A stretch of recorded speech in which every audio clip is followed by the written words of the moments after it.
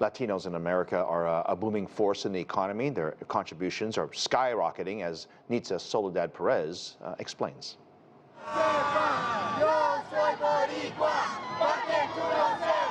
If U.S. Latinos were a country, their global domestic product, or GDP, would be the 5th largest in the world,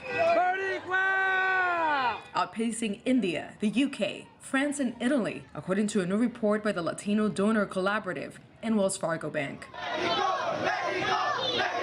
In 2021, the U.S. Latino economic output hit $3.2 trillion, the first time it crossed the $3 trillion threshold. We should be higher because we are the hardest working Hispanics, to be honest with you. No, we're pretty strong people. You know, when we come together, and we're big. There are a few reasons behind Latino search as an economic powerhouse. Among them, population growth, higher workforce participation, and entrepreneurship. Also, more Latinos are pursuing higher education, and many are bilingual. Hablamos español.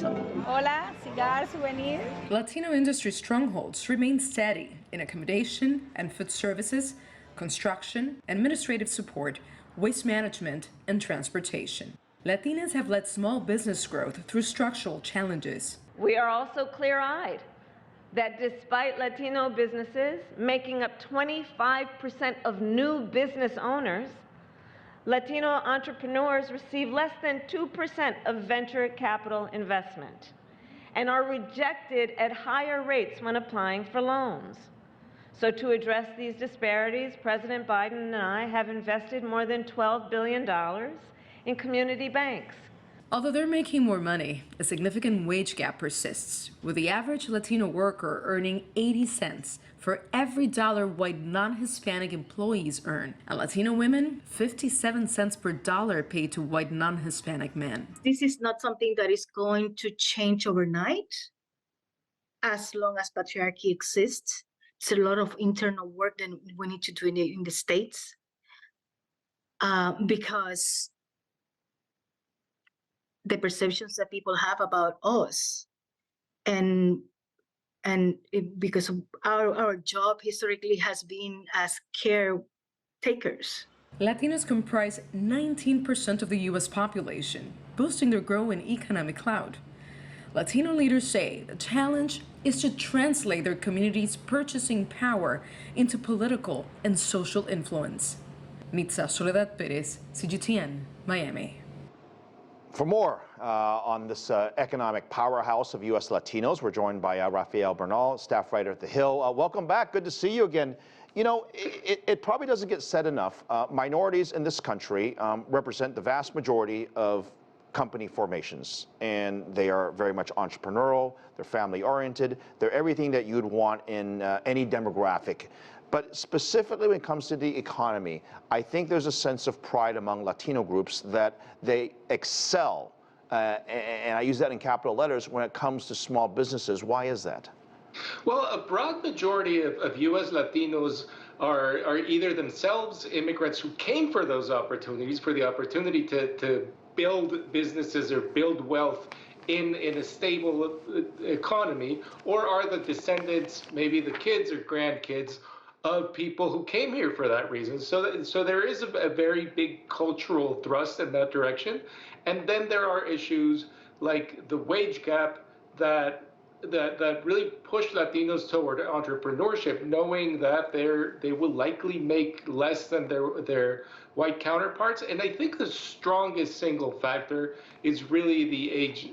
The age of the population. Latinos right now, the most common age of U.S. Latinos is somewhere in the teens. The most common age for the population, at large, is in their 60s. So they're just younger, and the hunger that comes with youth. I mean, the hunger part is significant because, look, on other shows, immigrants get a bad rap. We all know what we're talking about.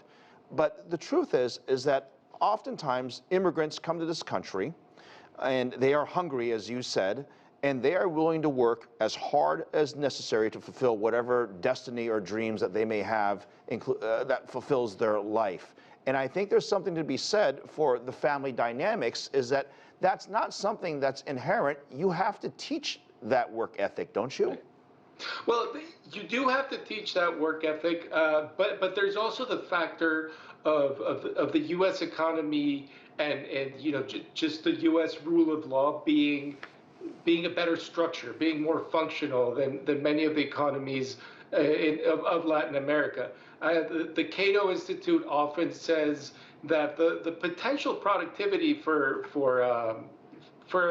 anybody in Latin America is doubled or tripled by the simple fact of taking the same person and bringing them to the United States. And that obviously, the fact that an individual can realize their full economic potential is in itself an encouragement and tends to build credibility in the system, and that adds to a person's appearance of work ethic or actual work ethic, where it's not that they didn't have work ethic in Latin America. It's just that for a lot of people, no matter how hard they worked, they weren't going to be able to be productive in that system. Right. Now, here in America, many have the opportunity to fulfill their dreams and become successful, and I can attach purchasing power with that, because once they have money, they go out and, of course, spend it. And we often forget, yes, they vote, but they also are a powerhouse when it comes to economic buying power. And I'll also say it's also one of the fastest growing demographics as well, if not soon to be the #1 purchasing power when it comes to the minority groups here in the U.S. How is that possible? Well, it's part of that productivity. I mean, just California Latinos, for instance, their economy is about the size of Switzerland. For comparison's sake, that 3.2 billion figure, trillion figure, is just mind-blowing, because that's among about 65 million U.S. Latinos.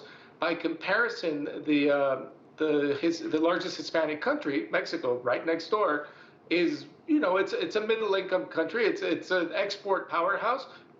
Their economy is between 1.2 and 1.4 trillion. Their GDP. So you really can just see that excess productivity and the benefit of youth in an economy. And many people say it makes an argument for migration, where you want to keep your economy young, because a young economy has that kind of explosive growth that Latinos have shown here over the last 15 years. Look, it's for this minority group. They are big in the working class, they're big in the middle class, they're big in the upper middle class. But where it's a swing and a miss is that you don't see enough minorities in general, but specifically Latinos, at the highest echelon when it comes to the CFO, the CEO, and the top roles at these companies. Why is that? And actually, it's decreased, and you see that reflected in the wealth gap.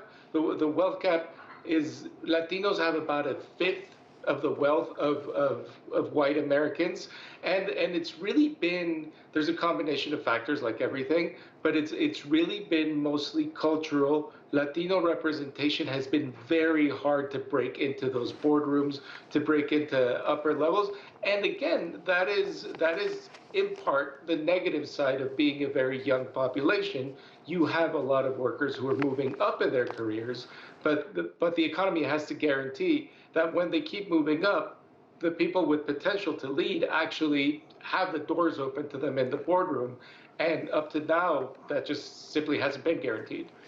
And with economic power comes political power, right? The population is growing, the voting bloc is growing, and a lot of people say the Latino population ultimately could decide who the next president of the United States is, right?